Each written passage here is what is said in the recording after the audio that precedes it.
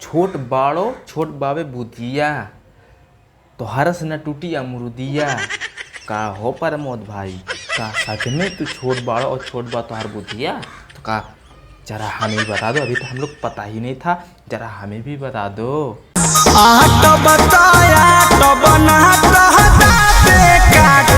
अच्छा अच्छा, और ओकरे आगे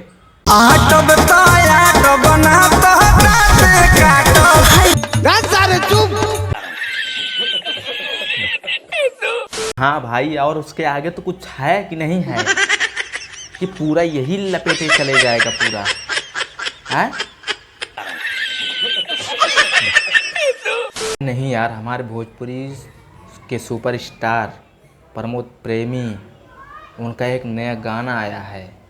उस सॉन्ग में सिर्फ एक ही शब्द बोला जा रहा है, पूरे 4 मिनट का लगभग सॉन्ग है, तो एक ही बात, काटने वाली बात।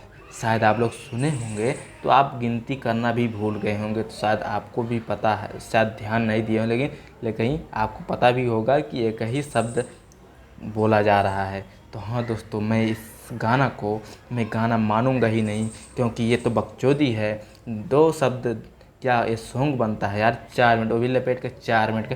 तो उसको अगर सॉन्ग बनाया जाए ना, तो कम से कम 1 मिनट का बनेगा, जो जितना शब्द उसमें है, जितना शब्द है कम से कम 1 मिनट का बनेगा।